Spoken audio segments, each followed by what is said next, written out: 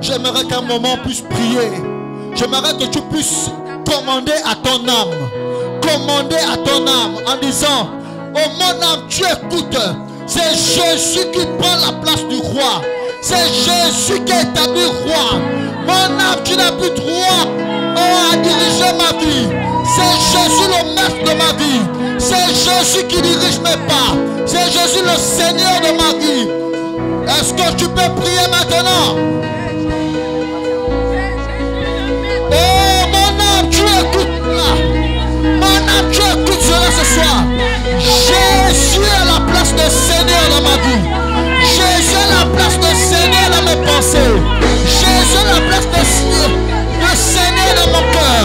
Jésus est la place de Seigneur dans mon quotidien. Jésus est la place de Seigneur. Jésus est la place de roi. Jésus est la place du roi. Jésus est la place du roi en moi. Jésus est la place du roi dans mes pensées. Jésus est la place du roi dans ma vie. Jésus. Rien que Jésus dans ma vie. Rien que Jésus. Pas un autre nom. Pas un autre nom mis le nom de Jésus. Pas un autre nom mis le nom de Jésus en moi. Pas un autre nom mis le nom de Jésus dans mes pensées. Pas un autre nom mis le nom de Jésus dans ma vie. Toi mon âme, tu écoutes cela. Jésus prend la place du roi. Jésus prend la place du roi en moi. Jésus. Rien que Jésus. Rien que Jésus. Rien que Jésus en moi. Rien que Jésus dans mes pensées. Rien que Jésus dans mon cœur. Rien que Jésus dans mon quotidien. Rien que Jésus dans mes prises de décision. Rien que Jésus dans le commencement de ma journée. Rien que Jésus à la fin de ma journée. Rien que Jésus dans mon foyer. Que Jésus, que Jésus. Il s'agit de Jésus. Ah, il s'agit de lui que nous élevons. Il s'agit de Jésus que nous glorifions. Il s'agit de Jésus que nous laissons la place ce soir. Il s'agit de Jésus que nous voulons découvrir dans sa parole. Seigneur, merci parce que tu vas te révéler à nous encore ce soir. Merci parce que ce soir tu vas nous instruire. Merci parce que ce soir, tu vas encore prendre la place du roi en ce lieu. Afin que tout autre nom disparaisse. Afin que tout autre nom disparaisse du milieu de nous. Que tout nom, que toute situation portant un nom disparaît au nom de Jésus. La Bible dit qu'à la mention de son nom, tout genou fléchit et toute langue confesse à la gloire de Dieu le Père qu'il est Seigneur. Merci Saint-Esprit de diriger ton serviteur. Laisse que la gloire encore te revienne ce soir parce que tu vas nous parler. Merci encore pour ces instants. Au nom de Jésus, nous avons prié. Est-ce qu'on peut ovationner le Seigneur ce soir? Pendant que nous ovationnons le Seigneur, nous recevons le docteur Williams Moody à la gloire de Dieu le Père ce soir. Est-ce qu'on peut mieux faire pour le Seigneur?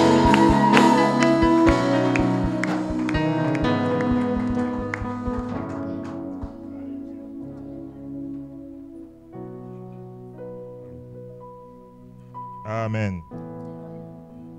Vous pouvez vous asseoir en sa présence.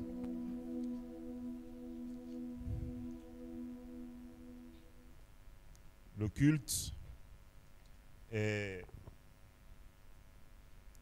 un entraînement. C'est l'échauffement par rapport à ce qui nous attend.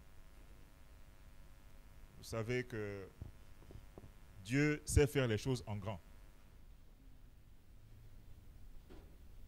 Et nous n'avons même pas idée, au moment où nous le louons là maintenant, au moment où nous le glorifions, de ce qui se passe au même moment au ciel. Nous n'avons même pas une idée. C'est Paul qui dit que ce que nous pensons ou imaginons, ce qui se passe est bien au-delà de cela.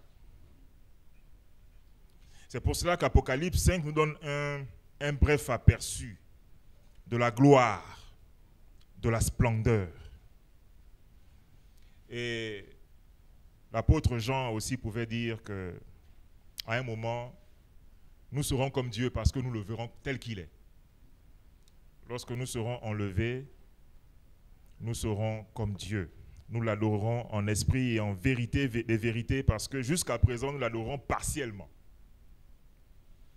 Je peux vous assurer que même moi qui parle, même en voulant l'adorer, je n'ai pas une idée précise de qui j'adore.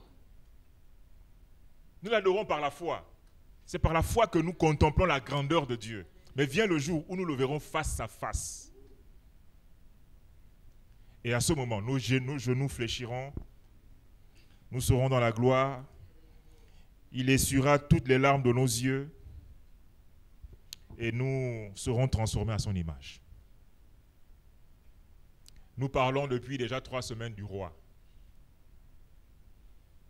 Nous n'avons peut-être pas dans notre pays une idée de ce que c'est qu'être gouverné par un roi parce que ce n'est pas dans notre culture moderne. Mais être sous la gouvernance d'un roi, c'est autre chose. Ces moments d'enseignement, parce que c'est une étude biblique et en vérité, ce n'est pas une prédication comme celle du dimanche, qui est formelle, qui est plus formelle, qui est plus... voilà. C'est une étude biblique. Nous avons planté le décor par Apocalypse 5 dans laquelle nous avons contemplé l'intronisation du roi. Amen. Amen. Et cette intronisation a été une démonstration de force.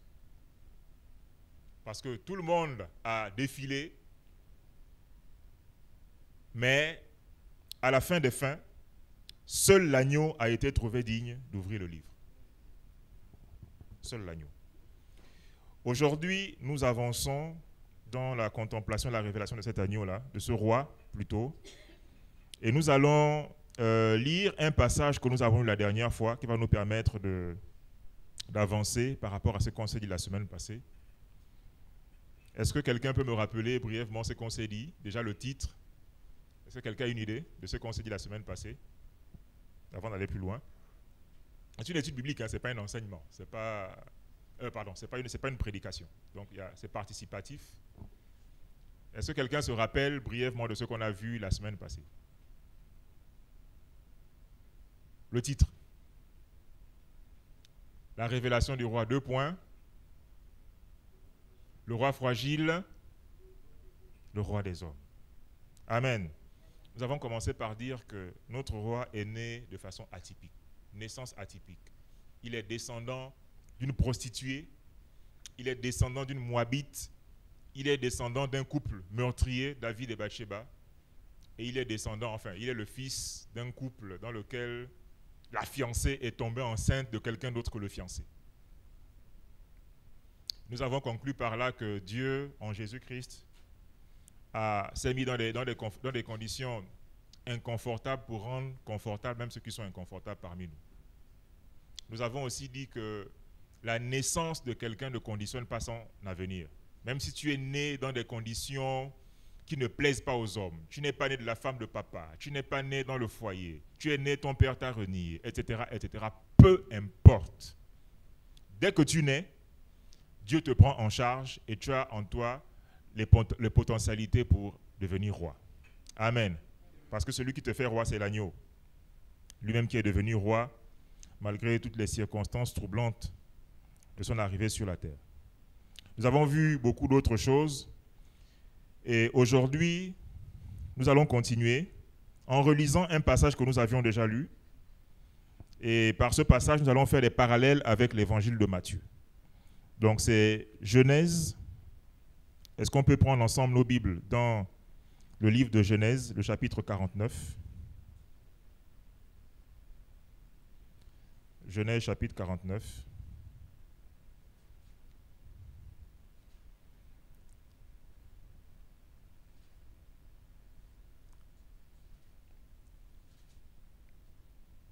À partir du verset 8 jusqu'au verset 12. Genèse 49, du verset 8 au verset 12. Si on est prêt, je vais lire pour tous. Judas, tu recevras les louanges de tes frères. Ta main sera sur la nuque de tes ennemis. et les fils de ton père se prosterneront devant toi. Judas est un jeune lion. Tu reviens du carnage, mon fils. Il plie ou il ploie les genoux. Il se couche comme un lion, comme une lionne qui le fera lever. Le sceptre ne s'éloignera point de Judas, ni le bâton souverain d'entre ses pieds, jusqu'à ce que vienne le Shilo et que les peuples lui obéissent. Il attache à la vigne son âne et au meilleur cep le petit de son ânesse. Il lave dans le vin son vêtement et dans le sang des raisins son manteau. Verset 12. Il a les yeux rouges de vin et les dents blanches de lait. Amen.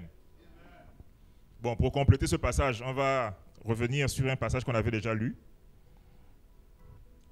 et que j'ai d'ailleurs déjà mentionné en début de soirée. C'est Apocalypse chapitre 5, les premiers versets. Puis je vis dans la main droite de celui qui était assis sur le trône un livre écrit en dedans et en dehors, scellé de 7 sceaux. Et je vis un ange puissant qui criait d'une voix forte. Mais qui est digne d'ouvrir le livre et d'en rompre les sceaux? Et personne, dans le ciel, ni sur la terre, ni sous la terre, ne put ouvrir le livre ni le regarder. Et je pleurais beaucoup de ce que personne ne fut trouvé digne d'ouvrir le livre ni de le regarder. Et l'un des vieillards me dit, ne pleure point. Voici le lion de la tribu de Juda, le rejetant de David a vaincu pour ouvrir le livre et ses 7 sceaux. Amen. Alors aujourd'hui, nous allons continuer notre exploration de l'évangile de Matthieu, mais en le faisant en parallèle des textes qu'on vient de lire tout à l'heure. Déjà, du texte de Genèse 49, nous allons tirer, vraiment je vais sauter dans le vif du sujet, sans aller plus loin, nous allons tirer 3 ou 4 caractéristiques du roi lion. Je vais même dire 4 caractéristiques du roi lion dans l'évangile de Matthieu. Les 4 caractéristiques du roi lion dans l'évangile de Matthieu. Je ne l'avais pas dit, mais le titre de ce soir, c'est « Le roi lion, virgule, roi agneau, virgule, le roi qui règne sur tout ». Le roi lion, virgule, roi agneau, virgule, le roi qui règne sur tout. Alors, en revenant à notre texte de Genèse 49, on va tirer quand même quelques révélations de ce texte et faire des parallèles avec l'évangile de Matthieu. La première révélation, nous la tirons du verset 8 de Genèse 49.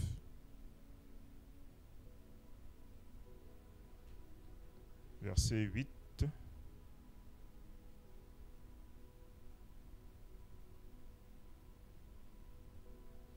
Permettez-moi de me retrouver dans mes notes. Elles sont un peu sens dessus-dessous.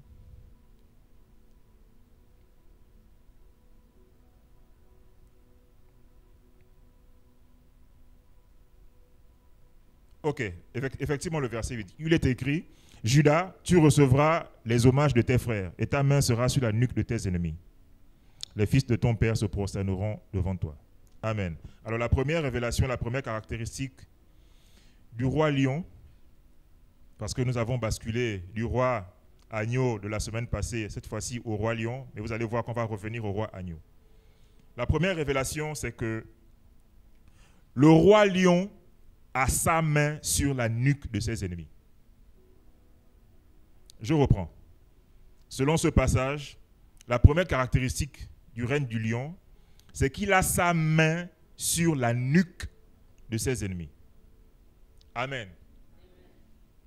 C'est vraiment une caractéristique du lion. Vous savez que le lion et même les tigres ont dans leurs pattes une force terrible. Déjà, ils ont des griffes, mais la force de leur... Ils ont des sortes de gifles qui sont à même d'assommer leur proie. Et c'est cette caractéristique-là que Jacob, en prophétisant sur son enfant, le 4e, qu'on appelle Judas, il va dire que Judas est comme un lion qui a sa main sur la nuque de ses ennemis. Alors, quels sont les ennemis du roi lion qu'est notre Seigneur Jésus? Durant son ministère terrestre, les ennemis qui ont été identifiés, j'en ai trouvé 4. La liste n'est pas exhaustive, mais j'ai trouvé 4 ennemis sur lesquels le roi lion a la main sur la nuque. Il y a les maladies, il y a les démons, il y a la mort,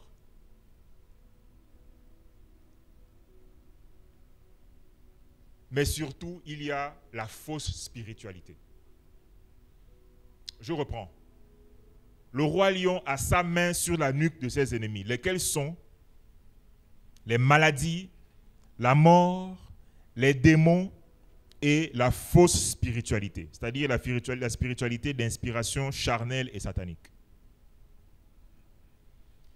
En vérité, si on lisait en détail, texte après texte, l'évangile de Matthieu, on verrait que durant tout son ministère, premièrement, Jésus-Christ a affronté les maladies. Amen. Il a affronté les maladies comment? On lui a porté les malades et la Bible dit qu'il les guérissait tous. En Matthieu chapitre 8, ce récit commence par la guérison d'un lépreux. Moi, je ne sais pas si quelqu'un a déjà vu un lépreux. Vous avez déjà vu quelqu'un qui est atteint de lèpre ici au Gabon?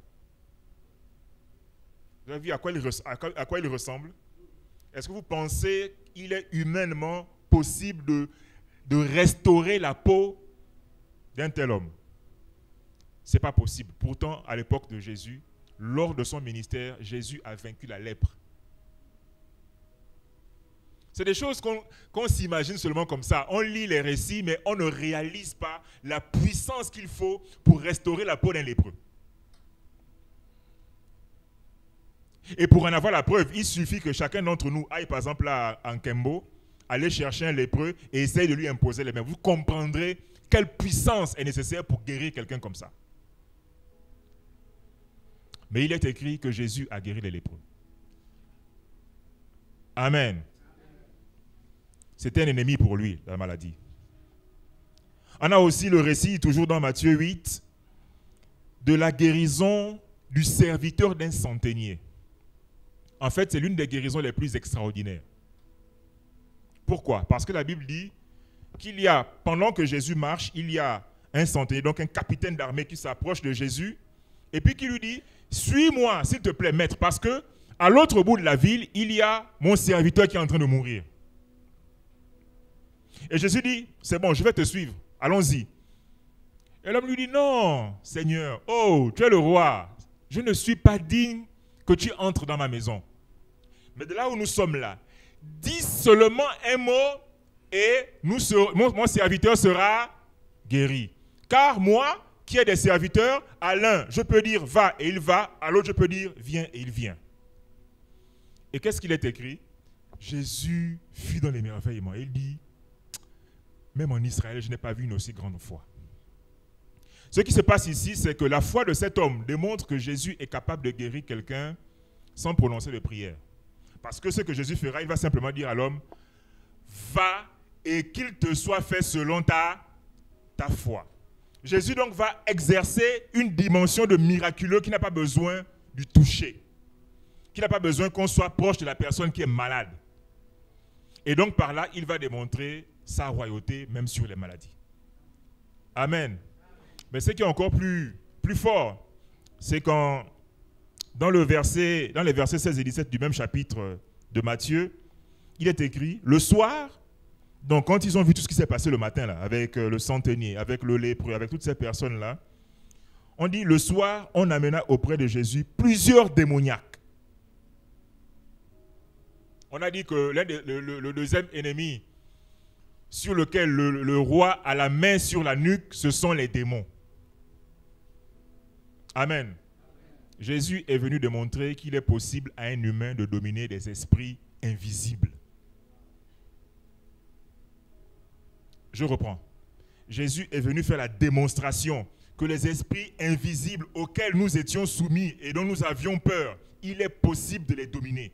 Et il est possible de les dominer par la parole. C'est pour ça que durant son ministère, le pays est en ébullition. Parce que tout ce qu'il fait, personne n'a jamais vu ça. La domination sur les démons. Mais ce n'est pas tout. Puisqu'on dit ici qu'il chassa les esprits par sa parole, mais on dit ensuite qu'il guérit tous les malades. Oh! Quel ministère!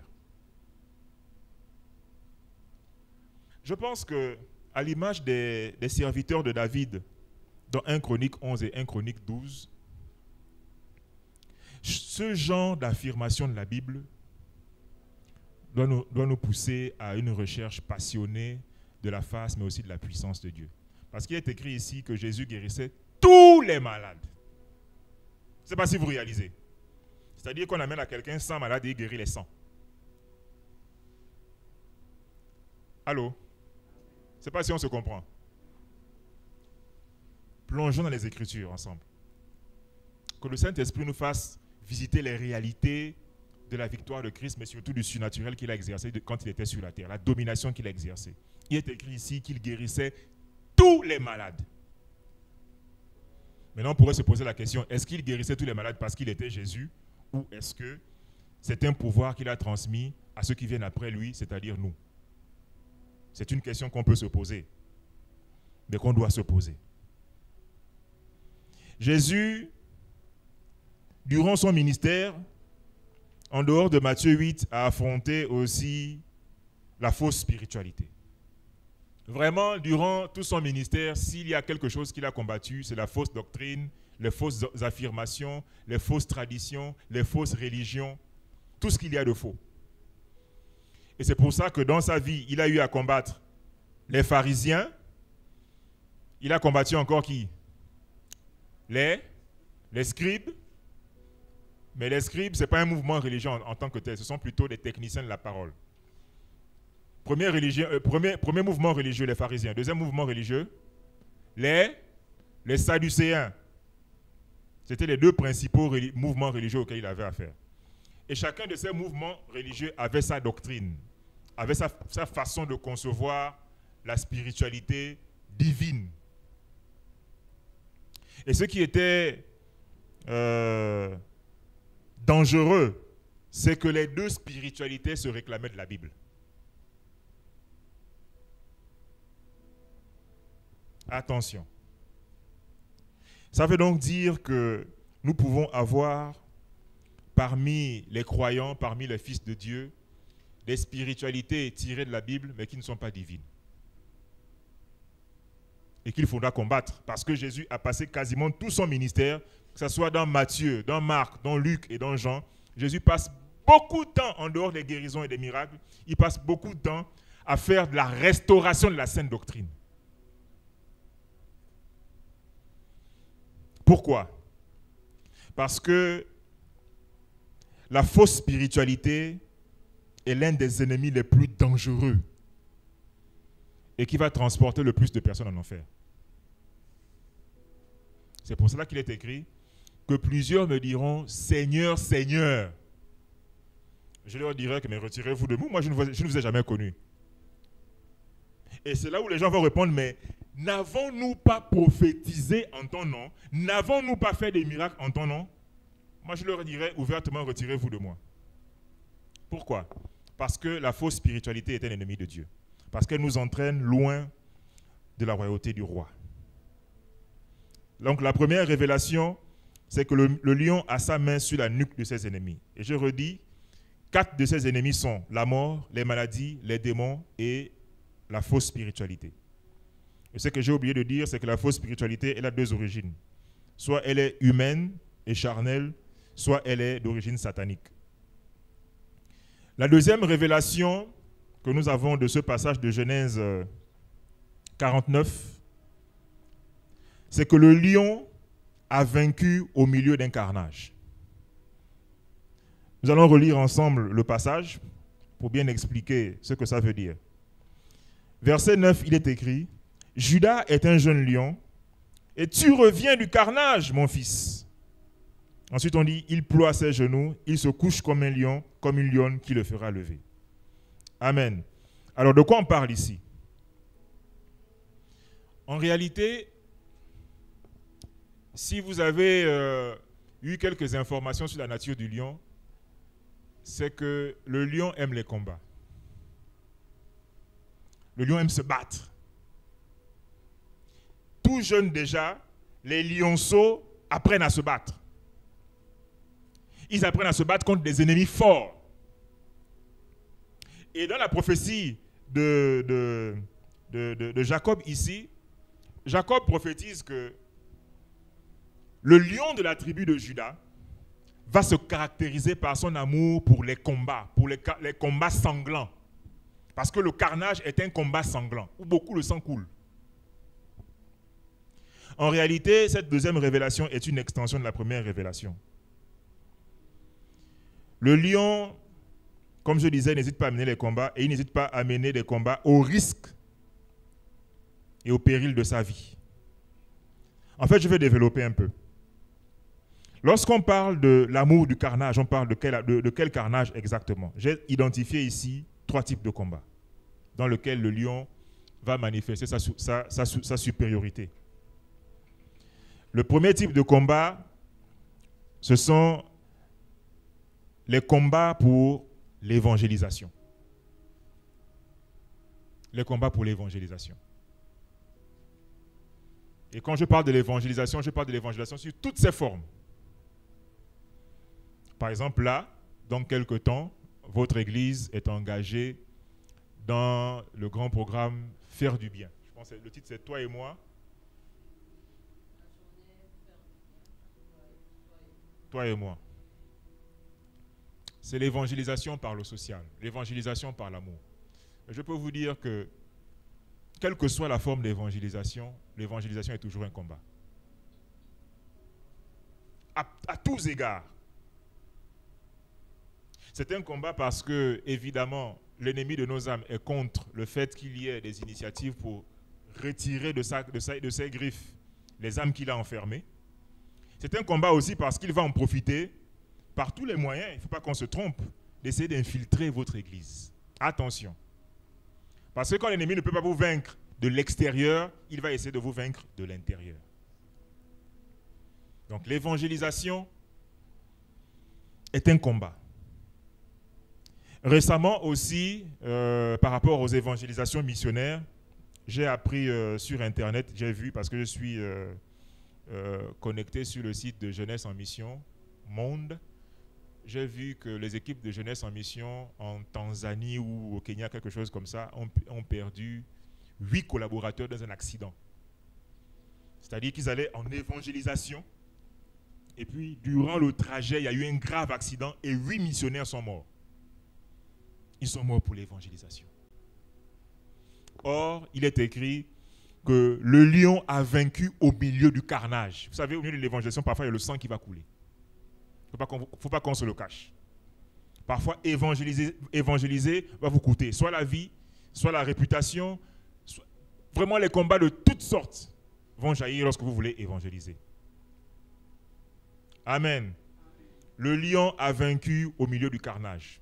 Mais en tant que lion, vous ne devez pas hésiter à combattre en fuyant le danger. Parce que de toute façon, vous serez en danger. Vous êtes déjà en danger et ce n'est pas en fuyant l'évangélisation que vous ne serez pas en danger.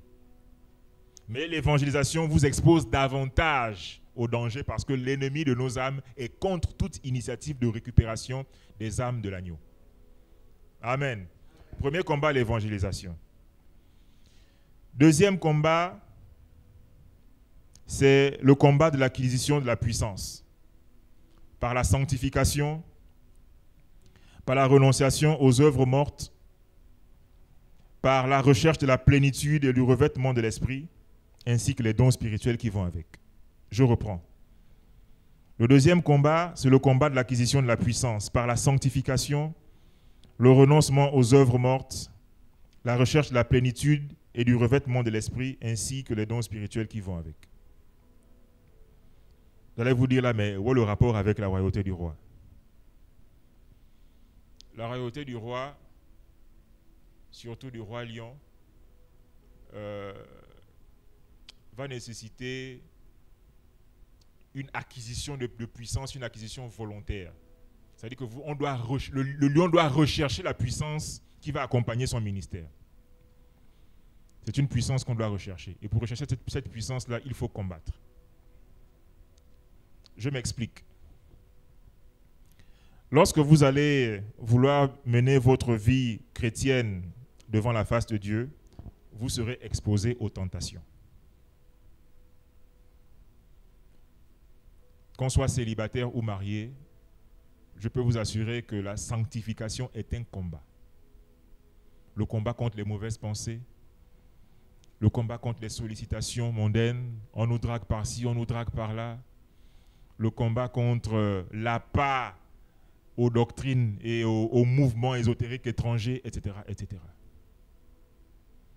Or, pour acquérir la stature de la puissance du lion, il faudra renoncer aux œuvres mortes.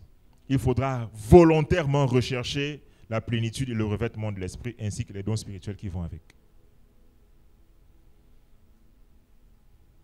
On dit que je vous perds. Je reviens. Le deuxième point, c'est que le lion a vaincu au milieu du carnage. Et nous avons expliqué que le carnage est un combat violent. Nous avons expliqué que le lion n'hésite pas à s'engager dans les combats violents. Parmi les combats violents qui existent, il y a le combat de l'évangélisation. Amen. Ça, au moins, on avait compris. Parmi les combats violents qui existent, il y a aussi le combat de l'acquisition de la puissance. Comment? Par la sanctification. Parce que pour rester pur, il faudra combattre. N'est-ce pas? Vous êtes tranquillement chez vous et on vient vous tenter. Vous êtes tranquillement chez vous et on vient vous draguer. Vous êtes tranquillement chez vous et on va vous proposer des choses pour vous éloigner du Seigneur. Et parfois, les propositions sont tellement alléchantes que c'est un combat pour y résister. C'est pour ça que je parle du combat de l'acquisition de la puissance par la sanctification, le renoncement aux œuvres mortes, la recherche de la plénitude, le revêtement de l'esprit et les dons spirituels qui vont avec. Le troisième combat, c'est le combat que j'appelle le combat apologétique, c'est-à-dire le combat de la défense de la foi. Le combat de la défense de la foi. Le combat apologétique, le combat de la défense de la foi. Ou la défense contre la fausse spiritualité, contre les fausses doctrines, contre les fausses religions, contre les faux serviteurs de Dieu. Je reprends. Le combat apologétique, c'est le combat de la défense de la foi, la défense contre la fausse spiritualité, les fausses doctrines, les fausses religions et les faux serviteurs de Dieu. Ça, c'est un combat qui est parmi les plus difficiles à mener parce que souvent par amitié et par gêne, nous hésitons à combattre les mouvements qui ont tendance à décrédibiliser la foi chrétienne simplement parce que les personnes qui sont porteuses de ces doctrines et de ces religions sont nos amis, ou bien nos parents, amis et connaissances. Pourtant, il ne faut pas qu'on se cache. Il est écrit ici que le lion a vaincu au milieu du carnage, c'est-à-dire au milieu du combat. Et parfois, dans les combats, on combat les adversaires qu'on connaît. Je reprends. Et je réexplique. Parfois, pour préserver votre bien, vous serez obligé de combattre quelqu'un que vous connaissez, ou bien des gens que vous connaissez.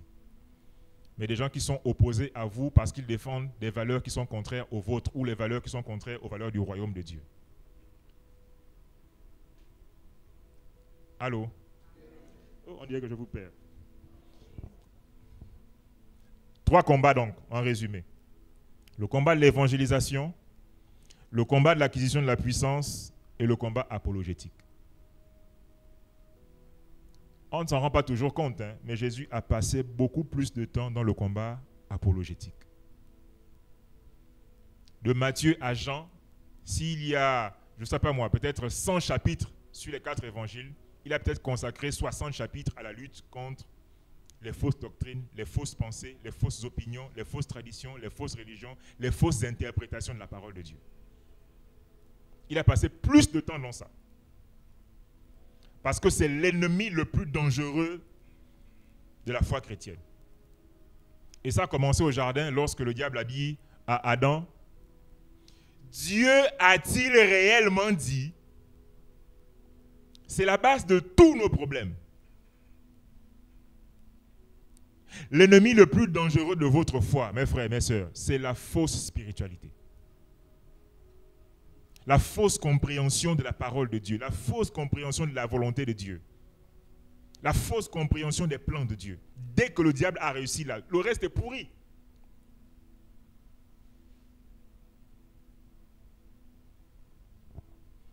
C'est pour cela que le combat apologétique est très important dans l'Église. Et selon la prophétie de Jacob, ce sont là les combats que le lion a menés avec courage.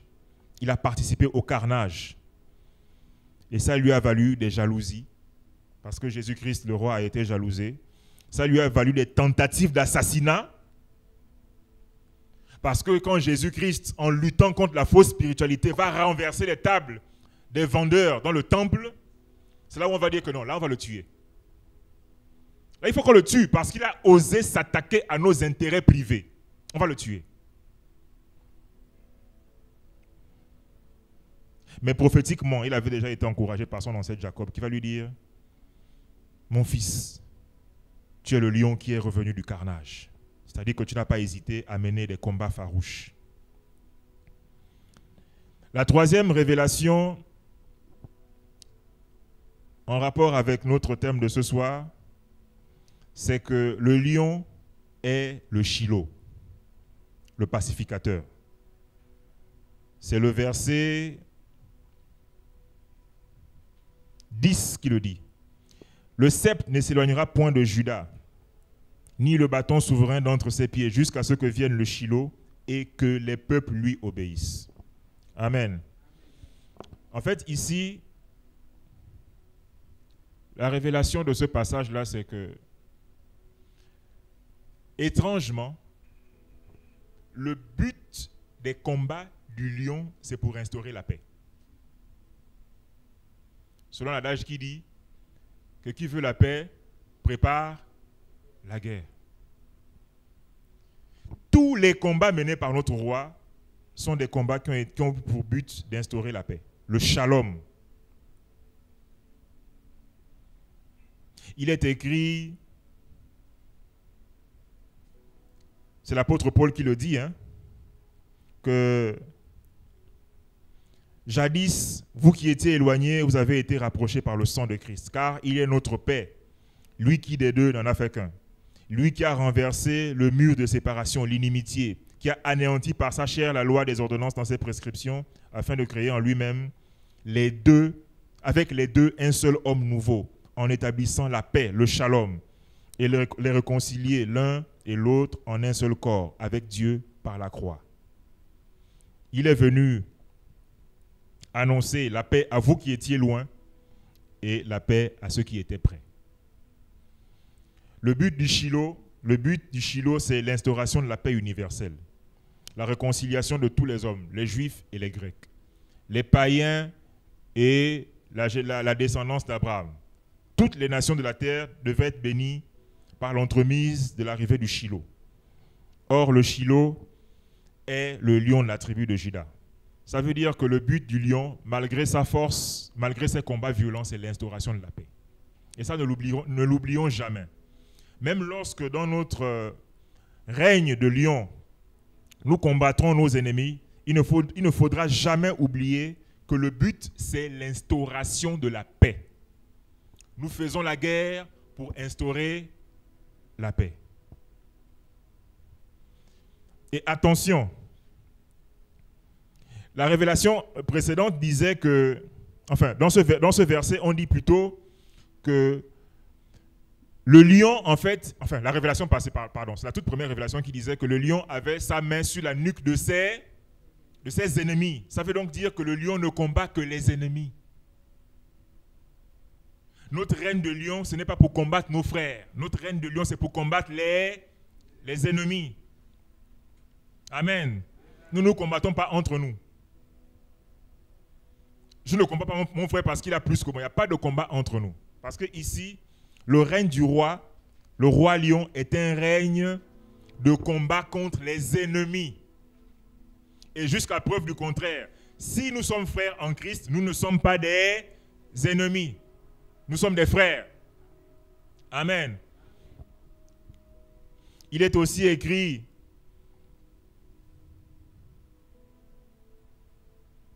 que ainsi, en ayant triomphé dans le carnage, dans les combats sanglants, le sceptre, c'est-à-dire le bâton souverain, ne s'éloignera point de Juda. Ça veut donc dire que la domination ne s'éloigne pas de ceux qui combattent. Quand tu combats pour les causes du roi, une domination est rattachée à ces combats-là. Mais à condition de ne combattre que les ennemis, pas les frères. Amen. Il y a une domination qui est rattachée au combat de l'Éternel. Quand tu combats les combats de l'Éternel, l'Éternel te donne la domination. Sa domination à lui. Amen. On ne combat pas pour soi-même, on combat pour la cause du roi. Et le roi a ses causes, des nobles causes, les causes du royaume. Quand on combat pour ces causes-là, l'Éternel dit que le sceptre et le bâton de la domination ne s'échappera pas du milieu de nos pieds. Amen.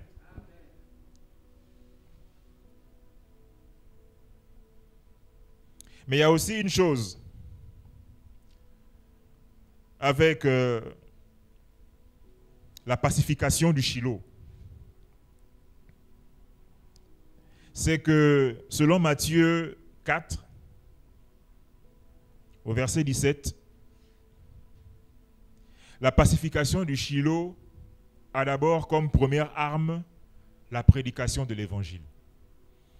Et la prédication de l'évangile commence par cette phrase de Matthieu 4, 17. Dès ce moment, il commença à prêcher en disant: répentez-vous, car le royaume des cieux est proche.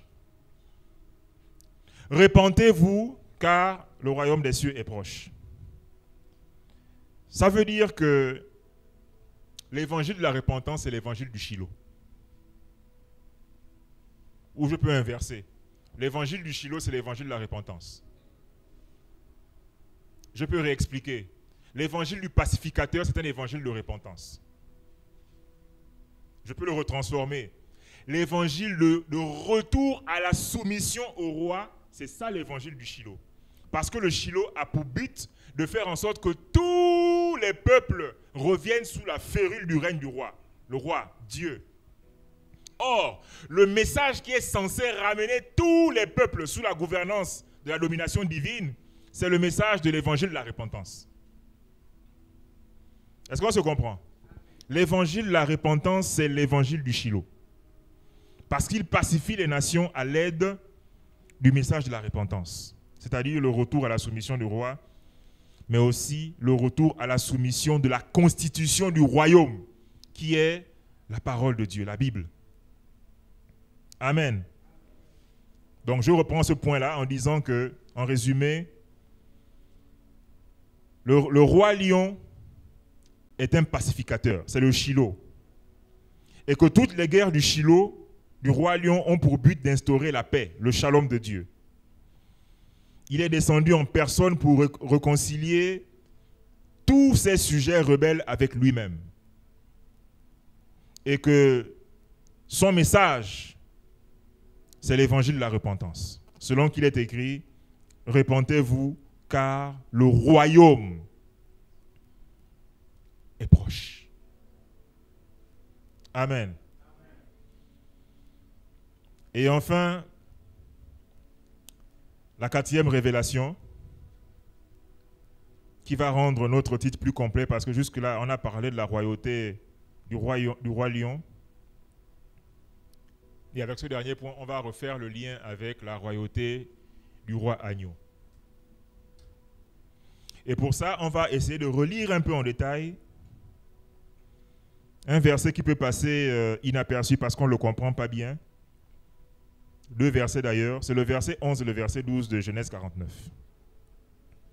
Donc après avoir dit au verset 10 que le sceptre ne s'éloignera point de Juda, ni le bâton souverain d'entre ses pieds jusqu'à ce que vienne le Shiloh et que les peuples lui obéissent, on dit au verset 11, donc le Shiloh, il attachera à la vigne son âne et au meilleur cep le petit de son ânesse. Il lavera dans le vin son vêtement et dans le sang des raisins son manteau. Il a les yeux rouges de vin et les dents blanches de lait. Amen. En fait, ici, ce passage a deux significations. mais qui se complètent. La première signification est une signification physique. En fait, ici, la prophétie est en train de vouloir dire que le territoire de Juda, donc le territoire dont la tribu de Juda va hériter, sera un territoire dans lequel il y aura une grande récolte agricole, notamment avec la vigne, mais aussi il y aura une grande abondance d'élevage, notamment avec les brebis et leur lait. Donc il va abonder le vin et il va aussi abonder le lait. Auparavant, Dieu avait promis que Canaan serait un pays où coulerait le lait et le miel, mais à Juda, il est prophétisé que dans le pays abondera le vin et le lait. Est-ce qu'on se suit? Sauf que, ça c'est la signification physique. Il y a une signification spirituelle qui est cachée derrière ce passage, et c'est le verset 11 en fait qui peut nous mettre la puce à l'oreille. C'est même celui qui est projeté. Il est écrit, il attache à la vigne son âne et au meilleur cep le petit de son ânesse, et il lave dans le vin son vêtement et dans le sang des raisins son manteau. Ce passage vous rappelle quoi? Surtout les deux premières lignes. Quand on dit il attachera à la vigne son âne et au meilleur cep le petit de son ânesse, ça vous rappelle quoi? On a un mot d'étude biblique, ce n'est pas une prédication. Ça vous rappelle quoi? Âne et ânesse. Petit de l'ânesse. L'âne et le petit de l'ânesse, ça vous rappelle quoi? Ça vous rappelle quel épisode des évangiles?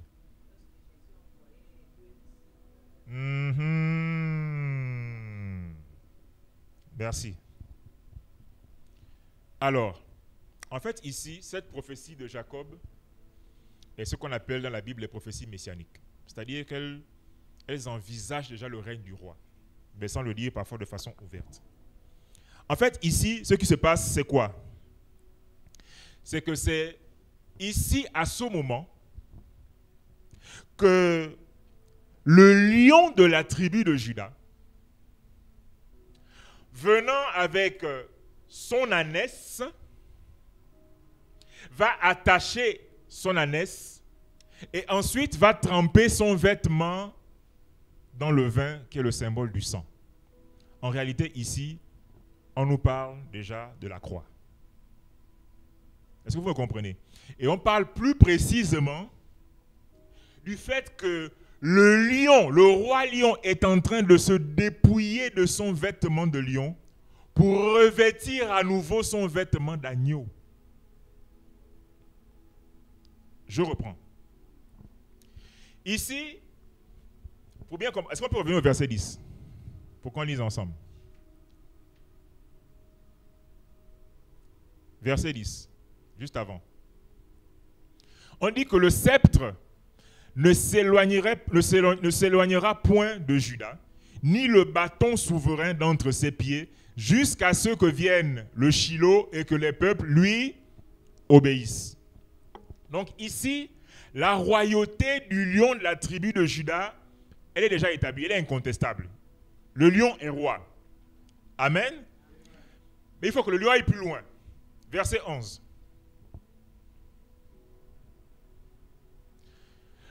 Le Shiloh, du verset 10, il va attacher à la vigne son âne et au meilleur cep le petit de son ânesse. Et ensuite, il va laver son vêtement dans le vin.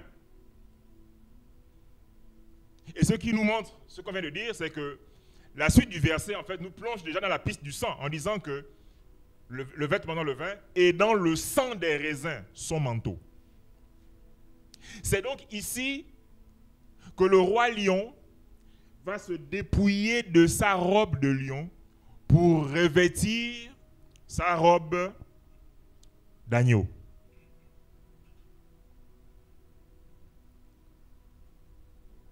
Ou si vous voulez, c'est ici que le roi lion va enlever sa robe de lion parce qu'en dessous, il y avait déjà la robe d'agneau.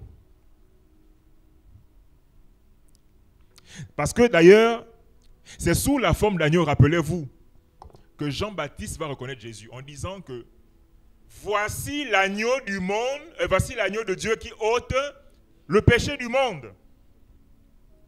Ça veut dire quoi? Ça veut dire que pour le salut de l'humanité, ce n'est pas le sang du lion qui va sauver les hommes, mais c'est le sang de l'agneau. Or, après avoir triomphé en tant que lion, il va falloir qu'il abandonne, enfin, qu'il attache son âne, le symbole de sa domination, parce que c'était le moyen de transport de la royauté des rois, généralement même au temps de David. Le roi David et ses fils se déplaçaient à dos d'âne. Donc, à un moment, il va attacher, donc abandonner son âne et laver son vêtement dans le vin, dans le sang. Et ce sang-là, c'est le sang de la croix. C'est donc à ce moment que le lion va revêtir son vêtement d'agneau.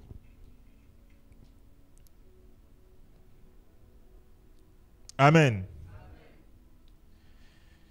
Et ça, c'est la plus grande victoire de l'agneau. Enfin, la plus grande victoire du Christ. Écoutez bien ce que je vais dire maintenant. La plus grande victoire de Christ,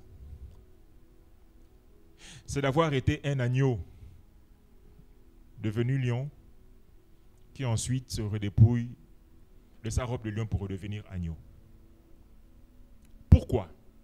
Parce que le piège de la puissance et de la force du lion, c'est de déchirer les ennemis au point où les ennemis qui étaient censés servir à l'accomplissement de la prophétie de la croix seront tués. Et s'ils sont tués, la croix n'est plus possible. Et si la croix n'est plus possible, les hommes ne sont pas sauvés.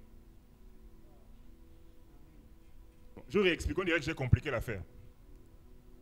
Le lion ne peut pas sauver l'humanité. Parce que c'est l'agneau qui sauve le monde. Donc, sous la forme de lion, sous la forme de Shiloh, sous la forme de lion de la tribu de Juda, il faut absolument qu'à un moment le lion s'arrête et laisse la place à l'agneau. Parce que c'est le sang de l'agneau qui sauve l'humanité et non le sang du lion. À aucun moment dans la Bible il a été écrit que c'est le sang du lion qui sauve l'humanité. Par contre, il avait été prophétisé que c'est le sang de l'agneau qui sauverait le monde, l'humanité. Amen.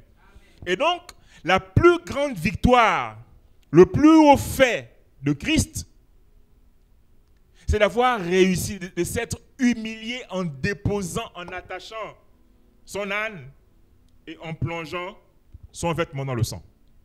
C'est-à-dire en se laissant tuer. Parce qu'ici, c'est une image d'une mort sanglante. C'est un bain de sang là. Jésus a commencé à être frappé la nuit. Je ne sais pas si vous avez déjà suivi la version de Mel Gibson, La Passion de Christ. Toute la nuit, on le frappe, on lui déchire la peau, le sang coule de partout et le matin, on le crucifie. C'est donc un bain de sang. Quand on dit ici qu'il lave son vêtement dans le vin, c'est une image du sacrifice de la croix, le sacrifice sanglant. Et pour ça, il a fallu que le lion renonce et redevienne un agneau. C'est pour cela que l'apôtre Paul, au petit lion que nous sommes, va dire ceci: ayez en vous les sentiments qui étaient en Christ, lequel, existant sous la forme de Dieu, n'a pas considéré comme une proie à arracher d'être égal avec Dieu, n'est-ce pas? Comme une proie à arracher. Là, ça vous rappelle qui?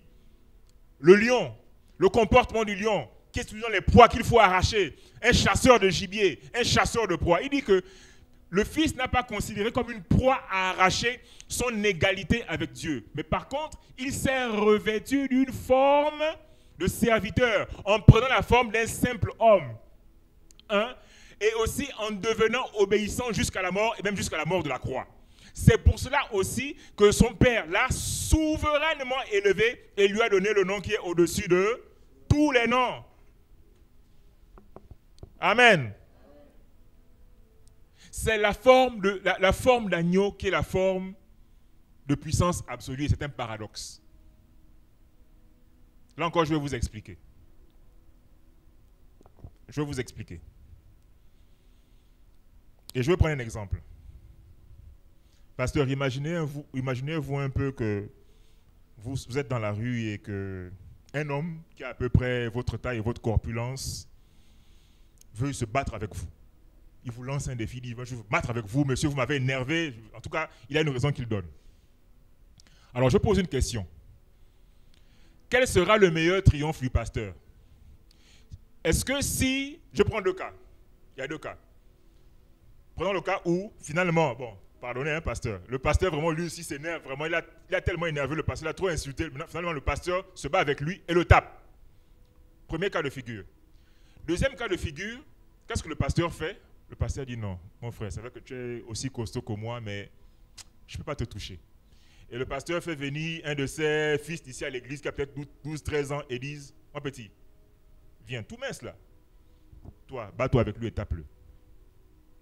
Et donc, le deuxième cas de figure, c'est que c'est le petit de 12 ans, tout mince, qui bat quelqu'un qui a la même corpulence que le pasteur. La question est celle-ci. Quelle est la plus grande démonstration de puissance entre les deux cas? Pourquoi la deuxième?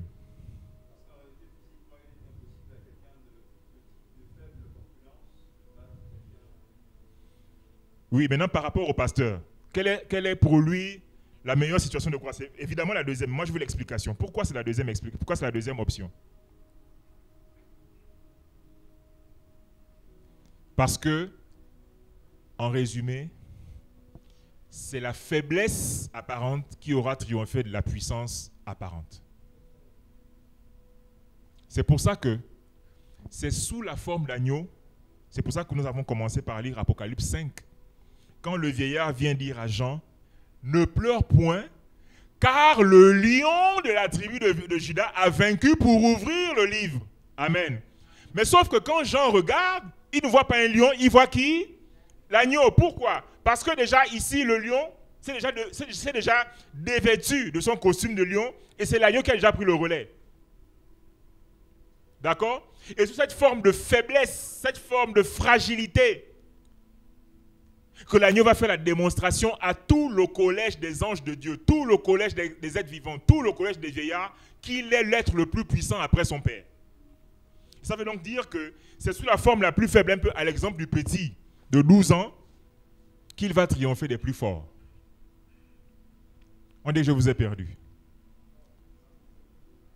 C'est bon? Si ce n'est pas bon, vous me dites, c'est un enseignement, ce n'est pas une prédication. C'est un enseignement.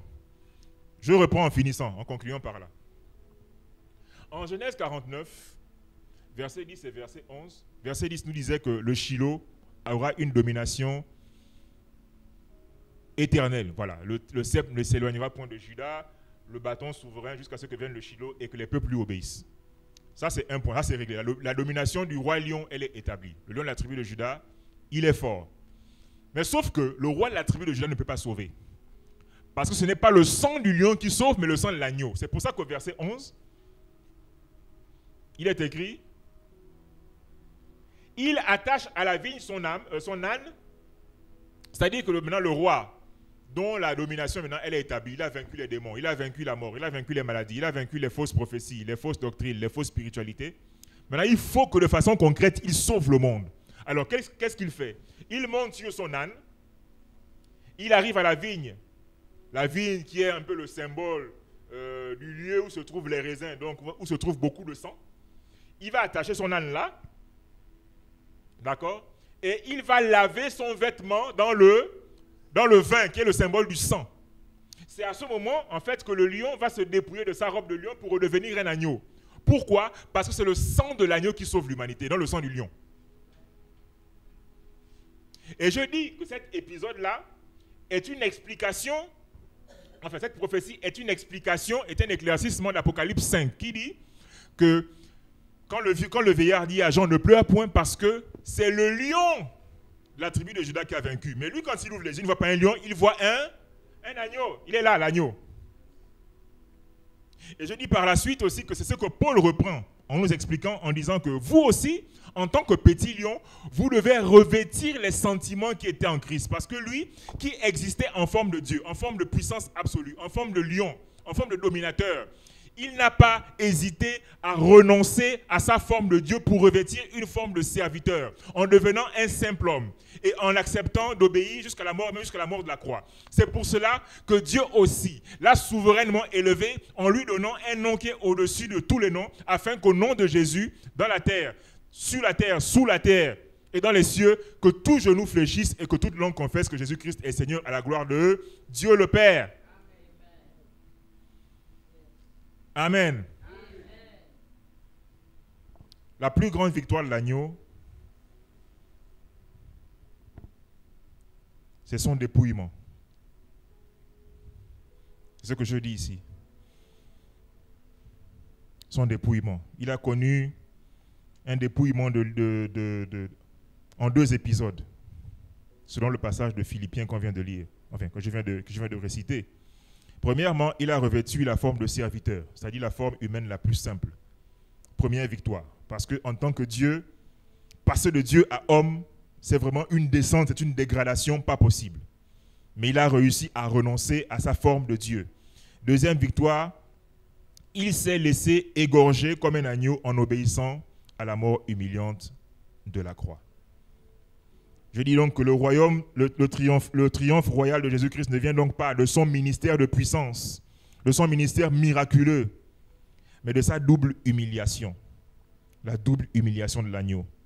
1, devenir serviteur, et 2, endurer la croix. C'est donc pour ça que Dieu a élevé son Fils parce qu'il a réussi ce que personne avant lui n'avait réussi. C'est-à-dire passer de la puissance absolue à la fragilité, passer de l'éternité à la mortalité. Tout cela pour sauver les hommes que nous sommes, les hommes indignes que nous fûmes. Ainsi, la domination de l'agneau est la domination de la faiblesse. Car il n'y a pas plus grande démonstration de force que lorsque David triomphe de Goliath, c'est-à-dire lorsque le faible triomphe du fort. Amen. Ici, c'est une reprise en fait de l'épisode de David. C'était prophétique.